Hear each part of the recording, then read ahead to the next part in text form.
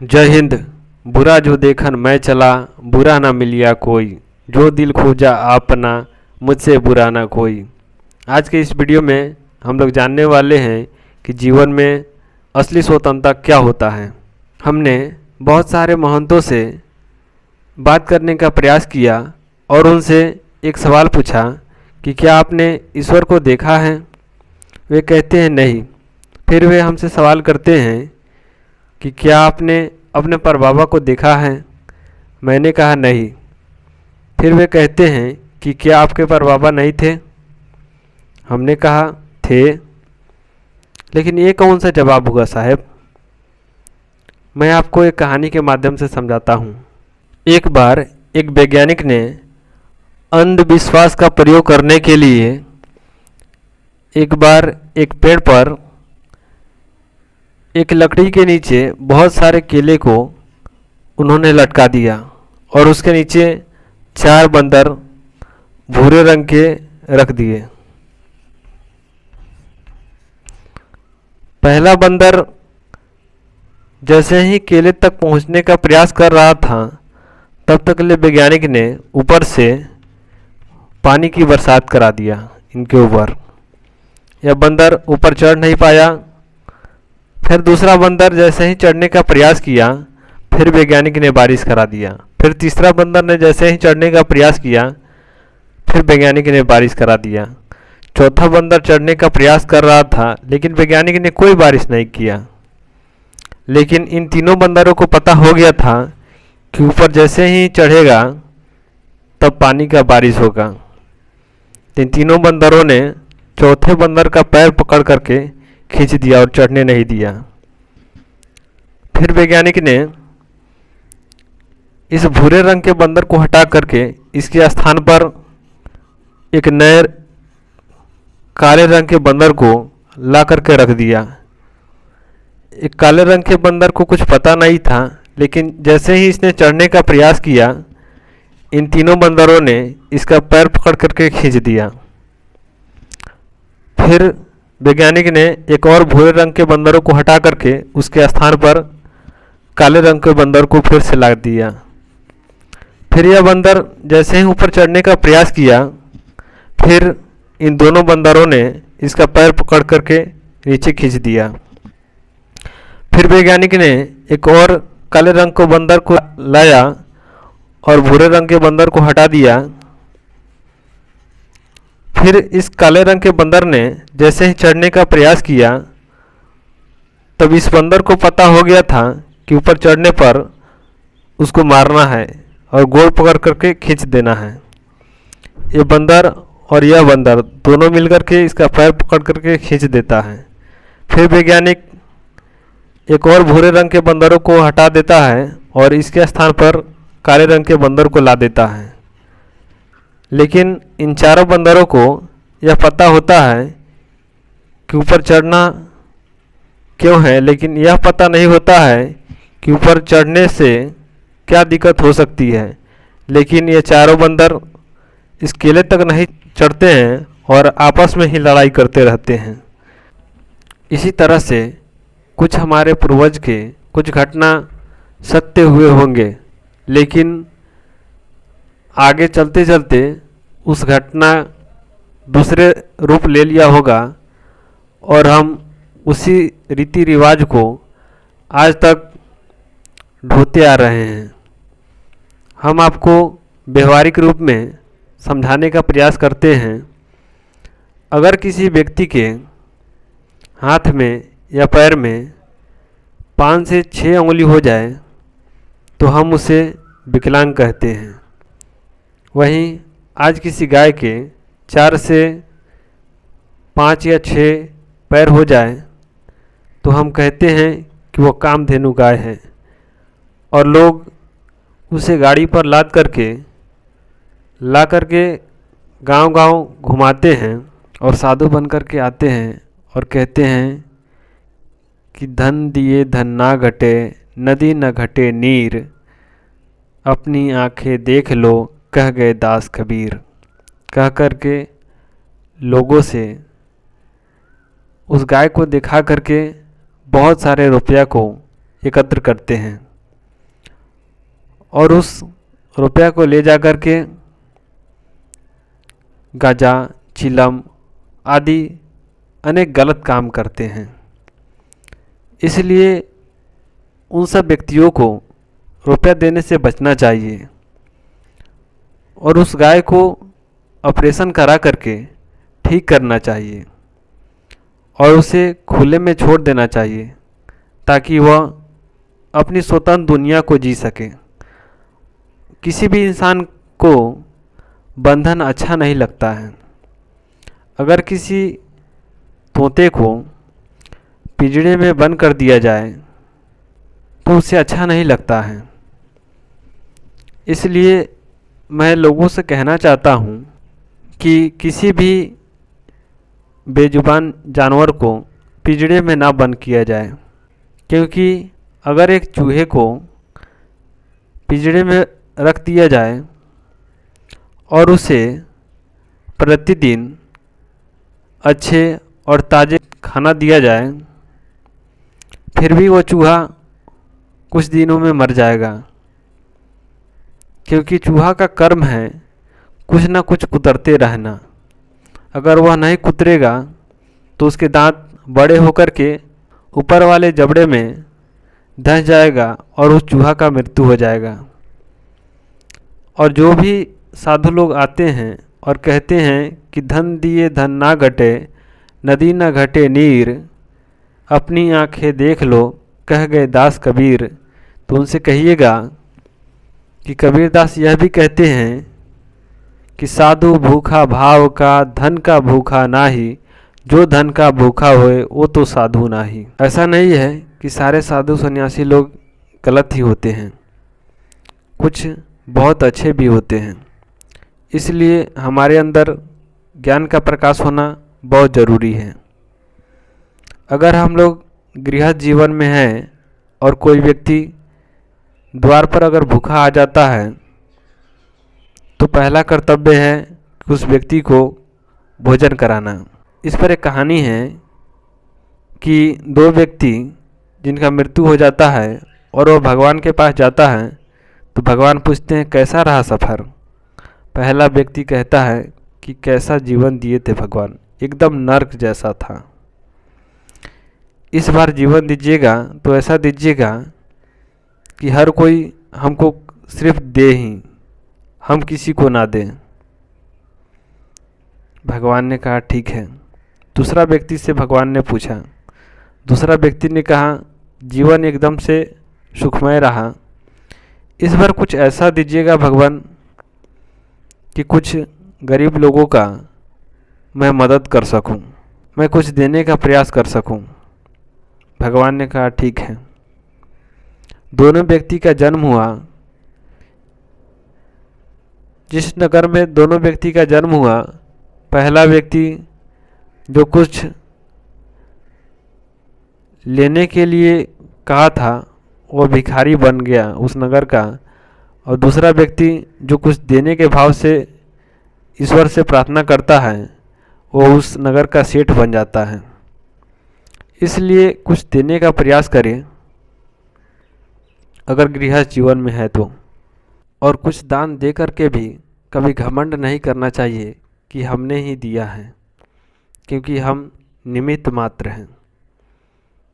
इसे मैं आपको समझाता हूँ। बिग बैंग के पहले क्या था ये तो मैं नहीं जानता, लेकिन उसके आगे की घटना मैं आपको बतलाता हूँ। देखिए कि जितने भी पदार्थ थे वो सब एक बिंदु में केंद्रित थे।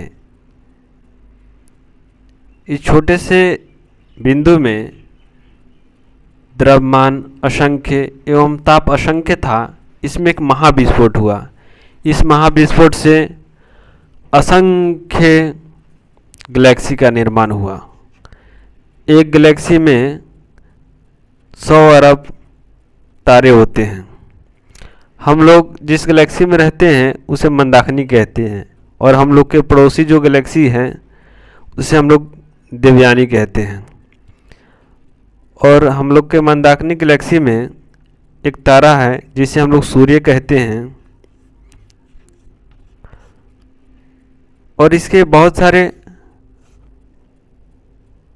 ग्रह हैं जो इसके चक्कर लगाते हैं, जिसमें से एक ग्रह है पृथ्वी।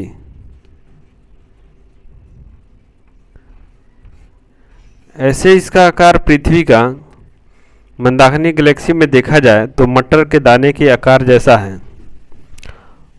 और इस पृथ्वी में एक देश है जिसे हम लोग भारत कहते हैं, और उस भारत में एक छोटे से मनुष्य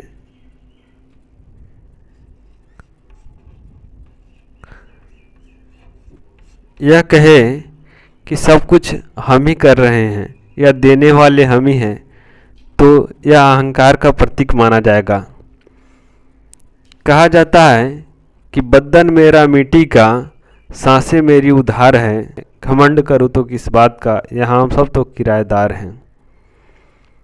इसलिए अगर किसी को दे तो यह ना समझे कि हमने ही दिया है, बल्कि यह समझे कि ये ईश्वर द्वारा विदित है। हम निमित्त मात्र समझ करके ही हर काम को करें। अगर अपने आप को निमित्त मान करके कर्म करें तो कभी भी अपने आप पर घमंड नहीं आएगा। घमंड पर कहा जाता है कि तूफान अधिक होता है तो कश्ती डूब जाती है, और घमंड अधिक होता है तो हस्ती डूब जाती है। छत को गुरूर था छत होने का, जैसे ही एक मंजिल और बढ़ा छत से सीधा फर्श हो गया। इसलिए साहेब कभी भी अपने आप पर घमंड नहीं करना चाहिए। जब तक वृक्ष में फल नहीं लगा रहता है तब तक वृक्ष सीधा रहता है, और उसमें फल लग जाता है तो वृक्ष भी झुक जाता है। इसलिए हमेशा विनम्र रहें। साथ ही दोस्तों, अचेतन मन की शक्ति बहुत ही पावरफुल होती है। इसे एक कहानी के माध्यम से बताता हूँ। एक नगर में यह नियम होता है कि अगर कोई व्यक्ति गलत काम करता है तो उसे कोबरा सांप से कटवा दिया जाए। उसी नगर में एक व्यक्ति गलत काम करता है तो उसको ले जाया जाता है दंड देने के लिए, लेकिन उसको कोबरा सांप से नहीं कटवाया जाता है, बल्कि 2 नीडल चुभाया जाता है। फिर भी उस आदमी का मृत्यु हो जाता है, और उसके शरीर पर रिसर्च किया जाता है तो उसके शरीर से कोबरा का जहर निकल जाता है, क्योंकि उसका मन यह सोच रहा होता है कि कोबरा सांप काटेगा। इसके कारण उसका दिमाग कोबरा का जहर निर्माण कर देता है। एक और कहानी है। एक वैज्ञानिक रिसर्च करने के लिए 2 अलग अलग पौधों को लिए। दोनों पौधों को समान मात्रा में पोषक तत्व तथा जल एवं अन्य आवश्यक तत्व दिए, लेकिन एक पौधे को वह प्रतिदिन अच्छे विचार कहते थे और एक पौधे को हमेशा दूसते थे। तो दूसरा पौधा सूख गया और पहला पौधा बहुत तेज़ी से ग्रोथ किया। इसलिए दोस्तों, हमेशा मन में अच्छे विचार रखें और किसी का इतना भी चिंता ना किया करें कि उसके मार्ग में बाधा बन जाए, क्योंकि हर प्राणी एक दूसरे से जुड़ा हुआ है। साथ ही अगर सच्चे विचार से ईश्वर को भी याद किया जाए तो ईश्वर को भी आना पड़ता है। मधु और केतब ने ईश्वर को याद किया था, फिर ईश्वर को भी उनके समक्ष आना पड़ा था, और ईश्वर ने उन्हें इच्छा मृत्यु का वरदान दिए थे, फिर भी उसका मृत्यु हो गया। क्योंकि अगर कामना रहेगी तो उसका अंत हो जाएगा। इसलिए कोई भी कार्य करें तो निस्वार्थ भाव से करें, क्योंकि कहा जाता है कि अगर धान का पौधा लगाएंगे तो गेहूँ नहीं उपजेगा, यानी जैसी करनी करेंगे वैसी ही भरनी मिलेगा। कहा जाता है कि जो बोएंगे वहीं काटेंगे, यानी Newton third law of motion यह भी कहता है क्रिया जितना करेंगे उसका विपरीत उतना ही प्रतिक्रिया बल होता है। अर्थात हम किसी वस्तु पर जितना फोर्स लगाएंगे वह वस्तु भी हमारे ऊपर उतना ही फोर्स लगाएगी। इसलिए अल्बर्ट आइंस्टीन कहते हैं कि विज्ञान के बिना धर्म लंगड़ा है और धर्म के बिना विज्ञान अंधा है। अगर अपने ही कर्म को निस्वार्थ भाव से किया जाए तो ईश्वर को आना पड़ता है फल देने के लिए, लेकिन भक्त की कोई चाह नहीं होती है और ईश्वर देता है तो भक्त की इच्छा से बहुत अधिक देता है। जितना सोच इंसान नहीं सकता उससे अधिक ईश्वर से मिलता है।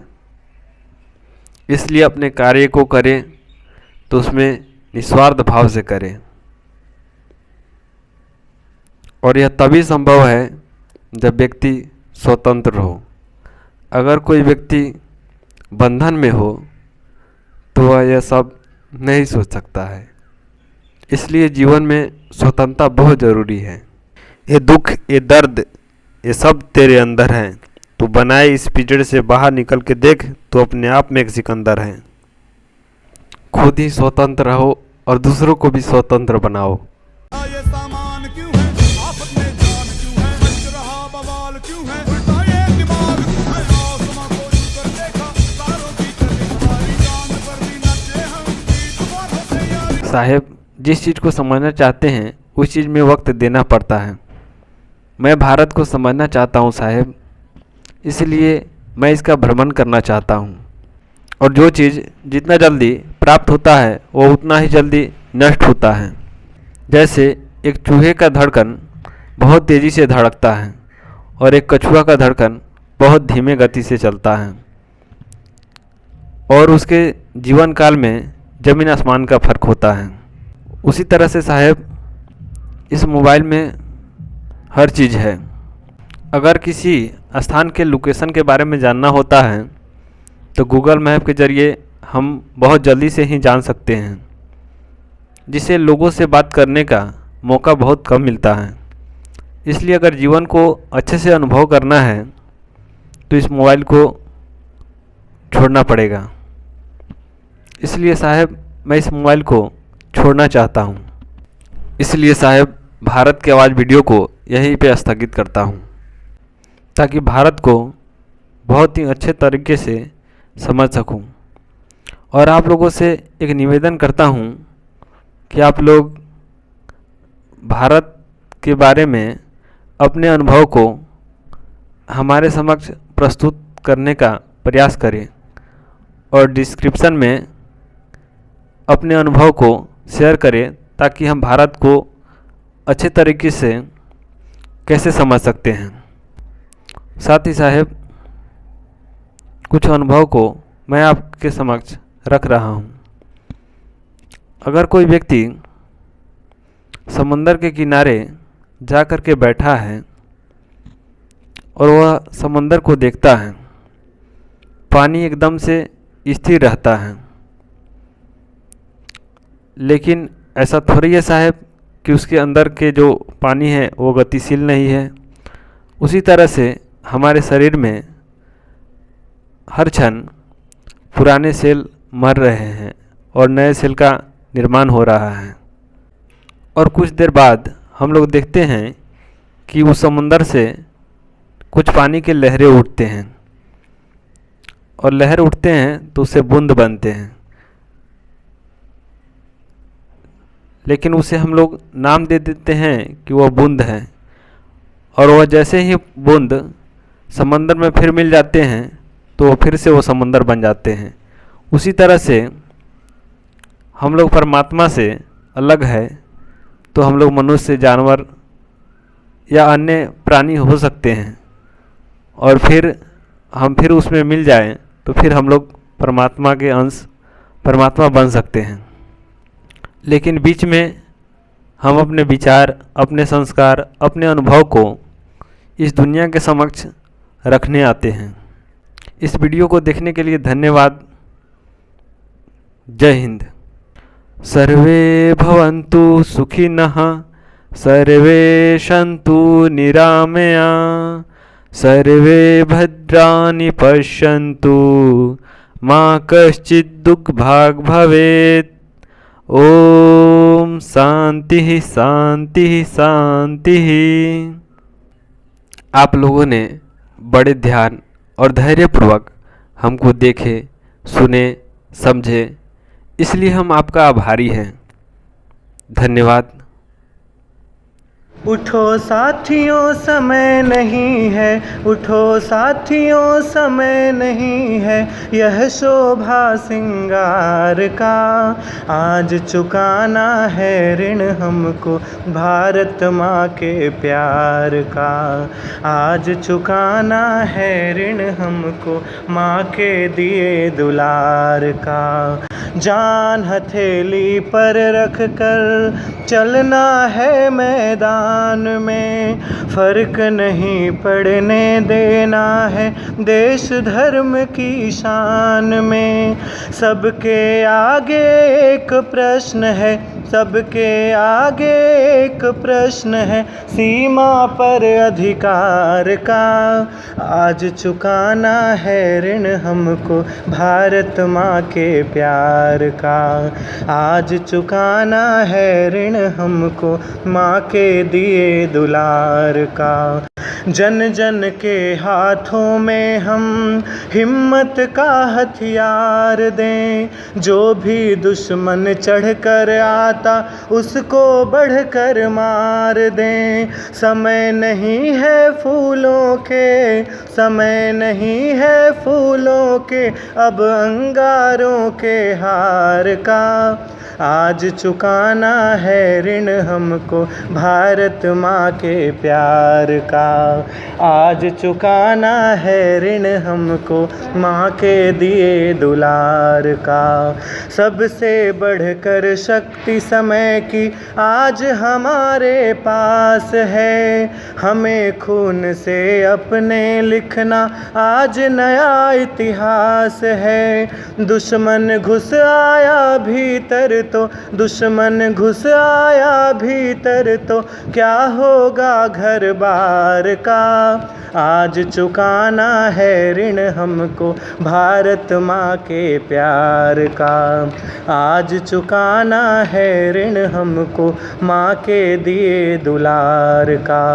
उठो साथियों समय नहीं है, उठो साथियों समय नहीं है, यह शोभा श्रृंगार का।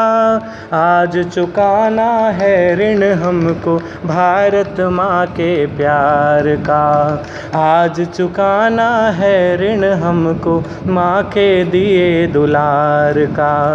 आज चुकाना है ऋण हमको भारत माँ के प्यार का।